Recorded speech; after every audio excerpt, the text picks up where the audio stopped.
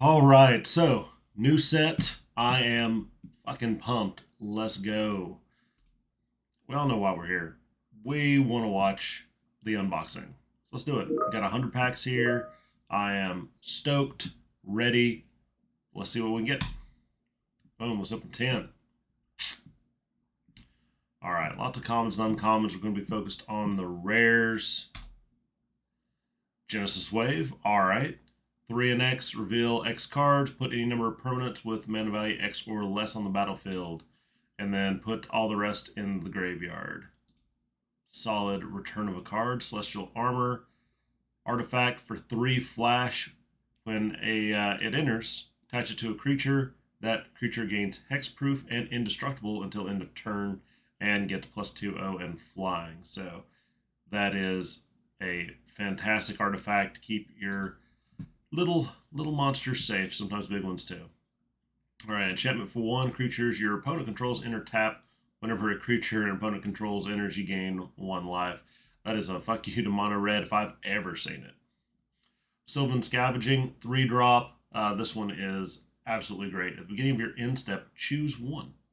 You either get to put a +1 creature on or +1/+1 counter on a creature, create a 3/3 raccoon if you control a creature with 4 or greater. I mean, it can start producing the heat real quick. And that's in step 2, so lots of 3 drops that have a 4 power or greater. Good shit. Exemplar of Light, 3/3 for 4 flying. If you gain life, put a +1 counter on it, and whenever you put 1 or more +1 counters on this creature, draw a card. It only triggers once, but man, is that not enough? Like, that is sensational. So it gets bigger immediately once you gain any life or have something like a green white deck like that. Seer Slasher Goblin, 2/1 for 2. Raid at the beginning of your end step. If you attacked, make a goblin. Doesn't suck. Curator of Destinies, can't be countered. 5/5 for 6. Whenever it enters, look at the top 5 cards, separate them into a face up and down pile. Opponent chooses one, put the pile in your hand, the other into the graveyard. So cool there. High Fey Trickster, 4/2 flash flying for 4. You may cast spells as though they had flash. All right, say less. That's going to be fun. Bloodthirsty Conquer, 5/5 for 5 flying Death Touch. When an opponent loses life, you gain that much life. That seems like it could be pretty nasty. Let's continue. Open up another 10, baby. Let's see here. If you guys haven't logged in yet, there's a lot of free stuff MTGA gave you out. All right. Tiny Bones Bauble Burglar. All right. So 1/3 for 2. Whenever an opponent discards a card, exile it from their graveyard with a stash counter on it. During your turn, you may play cards you don't own with stash counters on them in exile, and mana can be spent to cast those of any color. So that's cool. 4 and tap. Each opponent discards a card. All right. Cool deal. Consuming Aberration. This is an old one. So multicolored 5 drop. Its power and toughness equal to the number of cards in your opponent's graveyards. And whenever you cast a spell, each opponent reveals a card from the top of their library until they reveal a land, then puts everything into their graveyard. So great for a mill deck. And he just smacks. Coma World Eater, 8/12 for 7. This spell can't be countered. Trample Ward 4. When it deals combat damage to a player, create 4 3/3 blue serpent creature tokens named Coma's Coil. So that could be pretty gnarly. Got another one of those. Boom. Extravagant Replication. 6 drop enchantment. At the beginning of your upkeep, create a token that's a copy of another target non-land permanent you control. So that could be interesting. So it says another. Can't target itself, otherwise that could get real weird real fast. Valkyrie's Call, 5 drop enchantment. Whenever a non-token, non-angel creature you control dies, return it to the battlefield with a +1/+1 counter on it, and as flying it is an angel. Okay. So it brings it back. There we go. Ooh, Niv Mizzet Visionary. So 6 mana for a 5/5 flyer. You have no maximum hand size. When a source deals damage or you control deals non-combat damage to an opponent, you can draw that many cards. So that's fun, and that's an older one. Doubling Season, similar, is a bring back card. 5-drop enchantment. Basically, if you would make tokens or put counters on something, it would double it. Always appreciated that sizable enchantment, especially with some of the decks that do poison. All right. Slagstorm, filthy. Choose one. Deals 3 damage to each creature or player for 3. Always good. Genesis Wave, we've seen. Crystal Barricade. 2-drop defender. You have hexproof. Prevent all non-combat damage that will be dealt to you, dealt to other creatures you control. So, yeah, against mono red, white is definitely throwing up that middle finger. 3/2 for 3 Sprawling Crawler. If you, at the beginning of your upkeep, each player draws a card. Whenever an opponent draws a card, that player loses a life. I don't care for that. I don't want to give them card draw advantage for that. Authority, we just saw. Rune Scarred Demon, 7-drop, 6/6 flying. When this creature enters, search your library for a card, put it to your hand, and shuffle. So definitely worth the tutor if you can bring it back with Graveyard Recursion. Banner of Kinship, 5-drop. As this artifact enters, choose a creature type. This artifact enters with a fellowship counter for each creature you control of the chosen type. Creatures you control of the chosen type get +1/+1 for each fellowship counter. It's not bad. A little heavy on the cost, but could make some big things real fast. Abyssal Harvester, 3/2 for 3. Tap, exile target creature card from a graveyard that was put there this turn. Create a token that's a copy of it, except it's a nightmare. Then exile all other nightmare tokens you control. Okay, so it definitely can make some interesting things, but you get rid of the rest of your nightmares. Well, he's not a nightmare, though, so that works out. Rune Scarred Demon, we just discussed. Kaito, Cunning Infiltrator. 3-drop, 3 loyalty there. Whenever a creature you control deals combat damage to a player, put a loyalty counter on him. +1, up to 1 target creature you control can be blocked. Draw a card, then discard a card. Okay. -2, create a 2/1 blue ninja creature token, and then -9 to get an emblem. Whenever a player casts a spell, create a ninja token. Is that any? Whenever a player, any player, so yeah, that's gonna be pretty gnarly. Definitely have to check that one out.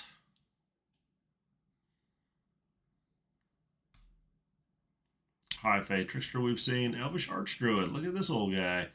3/3 or 2/2 for 3. Other elves get +1/+1, and then add a green for each elf you control. Yeah, I'm glad they brought him back. Painful Quandary. Enchantment for 5. Whenever an opponent casts a spell, that player loses 5 life unless they discard a card. That's an FE if I've ever heard one. Alandra, Saint of Dusk. 4/4 for 4. Lifelink. Hexproof from instance. If your life total is greater than your starting, then she gets +1/+1 and has menace. Gets an additional +5/+5 as long as your life total is at least 10 greater than your starting life total. So that's pretty big grower there. Maybe some showing. We'll see. All right. So 2-drop for a 1/1. Double strike, vigilance, trample. So definitely brings a lot of heat there. You throw any kind of equipment on it, it's going to be real mean real fast. Zul Asher, Lich Lord, 2/2 for 2, ward, pay 2 life. Tap, you may cast target zombie card from your graveyard this turn. So bringing it back. Also a zombie, so cool. Kellen, Planar Trailblazer. 2/1 for 1, right off the get is not bad. Pay 2, if it's a scout, becomes a human fairy detective and gains. Whenever Kellen deals combat damage to a player, exile the top card of your library, you can play it. Then 3, if Kellen's a detective, becomes a 3/2 human fairy rogue and gains double strike. So that's a grower and a shower. I like it. Anthem of Champions, 2-drop, creatures get +1/+1. It doesn't get any simpler than that. It is sensational. Exemplar of Life, we've went over. Liliana, Dread Horde General. 6 for a 6 loyalty. Whenever a creature you control dies, draw a card. +1 to get a 2/2 zombie creature token. -4, each player sacks 2 creatures of their choice. -9, each opponent chooses a permanent they control of each type and sacrifices the rest. Like that's game over right there. You hit that, you're like, thanks for playing, appreciate it, get the hell out of here. So, next up, Krinko Mob Boss. A 3/3 for 4, but tap, make X/1/1 goblins, where X is the number of goblins you control. Always like that. That dude makes the horde come through strong. Celestial Armor we've seen. Zul we've seen. Crystal Barricade we've seen. Loot. Exuberant Explorer.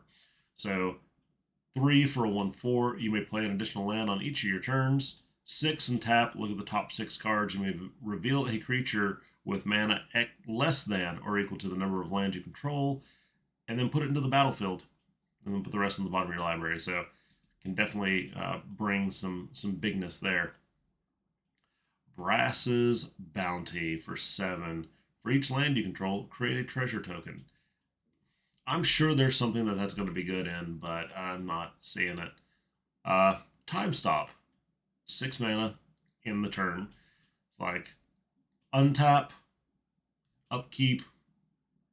We're just going to go ahead and end your turn. Thanks. Appreciate the hell out of that. Blasphemous Edict. 5-drop. You may pay black rather than a spell's mana cost if there are 13 or more creatures on the battlefield. Each player sacrifices 13 creatures of their choice. There you go. So if you bring out the horde with Krinko, you can do a Blasphemous Edict for a black. Not bad at all. And then Banner of Kinship we went through. We're halfway there. Let's see what we're doing. In the words of Bruce Springsteen. High Society Hunter, 5/3 for 5, flyer. Whenever this creature attacks, you can sack another creature. If you do, put a +1/+1 counter on this, and whenever another non-token creature dies, draw a card. That's anybody. Like that, card drawing and a 5/3 flyer. Flame Wake Phoenix, 3 mana for a 2/2 flying haste. This creature attacks each combat if able. At the beginning of combat, if you control a creature with power 4 or greater, you may pay a red. If you do, return this card from your graveyard to the battlefield. So that's nice. Keeps the heat. Sky Society we've seen. Seer Slicer we've seen. Brass's Bounty we've seen. Crystal Barricade. Scrawling Crawler. Sky Knight Squire. 2-drop for a 1/1. Whenever another creature you control enters, put a +1/+1 counter on this creature. If it has 3 or more, it has flying and is a knight in addition to its types. I mean, that dude grows for sure. Ooh, haven't seen this in a hot minute. Progenitus. So 10/10 for 10. Protection from everything. If it be put into a graveyard, reveal it and shuffle it into its owner's library instead. So you can't recur it, but you can certainly play it, and it just has protection from everything. Doesn't mean you can't exile it, though, so any board wipe that exiles is like, just can't be targeted. One of those cool in theories. All right, so Brass's Bounty, Exemplar of Light, Raise the Past, 4-drop. Return all creature cards with mana 2 or less from graveyard to the battlefield. That could be fun. All right, Scavenging Ooze, another fantastic throwback. 2/2 for 2. Pay a green and exile a card from a graveyard. If it's a creature, gain a life. Put a +1/+1 counter on it. So definitely a good anti-graveyard recursion card there. All right, so 7 for a 7/7. We have Drakoseth Maw Flame. Flying, and whenever it attacks, it deals 4 damage to each target and 3 damage to each of up to 2 other targets. So, got that hate. Consuming Aberration, we've seen. Blasphemous Edict, we've seen. Painful Quandary, we've seen. Abyssal Harvester, we have seen. Getting into the repeats, but we're only 39% of Foundations. I'm like, come on, show me some new stuff. Slagstorm, we've seen. Atali Primal Storm, 6/6 for 6. Whenever it attacks, exile the top card of each player's library. You may cast any number of spells from amongst those cards without paying their mana cost. So Always happy to see Atali bringing the hate. Drake Hatcher. Vigilance, Prowess, 1/3 for 2. Whenever it deals combat damage to a player, you may put that many incubation counters on it. Remove 3, make a 2/2 blue Drake creature token with flying. Not bad, especially with the Vigilance and Prowess. Natalia again, Slag Storm, Curator of Destinies, Anthem of Champions, Niv Mizzet. So we've seen all of these. Looks like we're going into the end game. 40%? Okay, let's see what else. Missile Harvester. Alicia Who Laughs at Fate. I like this one. A 3-drop for a 2/2 first strike. Whenever it attacks, put a +1/+1 counter on it at the beginning of your end step. If you attacked, return target creature card with mana value less than or equal to Alicia's power from the graveyard to battlefield. So lots of great recursion there. Zul Asher. Arabo, the First Fang. 3 for a 2/2. Other cats get +1/+1. Whenever Arabo or another non-token cat you control enters, make a 1/1 cat. So wonderful. Celestial Armor. Ooh.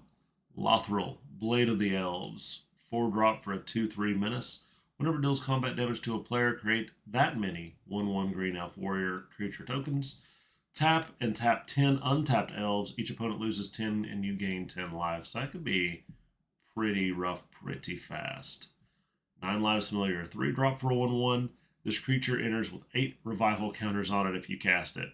When this creature dies, if it had a revival counter on it, return to the battlefield with 1 fewer at the beginning of the next end step. So, no joke there. 9 lives. 1,000-Year Storm, 6 mana enchantment. Whenever you cast an instant or sorcery, copy it for each other instant or sorcery you've cast before this turn. You may choose new targets for the copies. So I've seen that in the Storm decks. It can get real nasty real quick. All right, last 10. Last 10. Let's go, let's go. Hopefully something fun. Leyline Axe. If those cards in your opening hand, you may begin the game with it on the battlefield. Equipped creature gets +1/+1, double strike and trample. Pay 3 for that. So definitely interesting. Can make some big creatures here. Nothing new, nothing new. Anything? Okay. Zimone, Paradox Sculptor. 4-drop, 1/4. At the beginning of combat on your turn, put 2 +1/+1 counters on each of up to 2 target creatures you control. Pay a blue and a green. Tap and double the number of each kind of counter on up to 2 target creatures and or artifacts. So, okay. And then Bloodthirsty Conqueror. Cool deal. All right. Well, we'll open up a couple of these packs just to see. Boom. Soul of the Lost. Inti, Essential of the Sun, Blasphemous Edict, Banner of Kinship, Kaya, Expel the Interlopers. So, you know what? Let's just open 8. Let's see if there's anything new that we get. There we go. We're not going to reveal all. We're going to have fun. We're going to go through this real quick. All right, boom. Deeproot Pilgrimage. All right, Farsight Ritual. New to me. So 4 for an instant bargain. Look at the top 4 cards of your library. If the spell was bargained, look at the top 8 cards instead. Put 2 of them in your hand, the rest in the bottom of your library. All right? Seer Slicer we've seen. Tiny Bones we've seen. Authority we have seen. Abyssal Horror we've seen. Scrawling Crawler. There we go. Electro Duplicate. 3 for sorcery. Create a token that's a copy of target creature you control, except that has haste, and at the beginning of the end step, sacrifice it to flashback for 4. We've seen Loot. We've seen Kiora. Actually, we have not discussed Kiora on this one, so this card is broken as fuck. So, 3/2 for 3. When it enters, draw 2, discard 2. Whenever it attacks, there are 7 or more cards in your graveyard, you can create Scion of the Deep, a legendary 8/8 blue octopus creature token. That is stupid.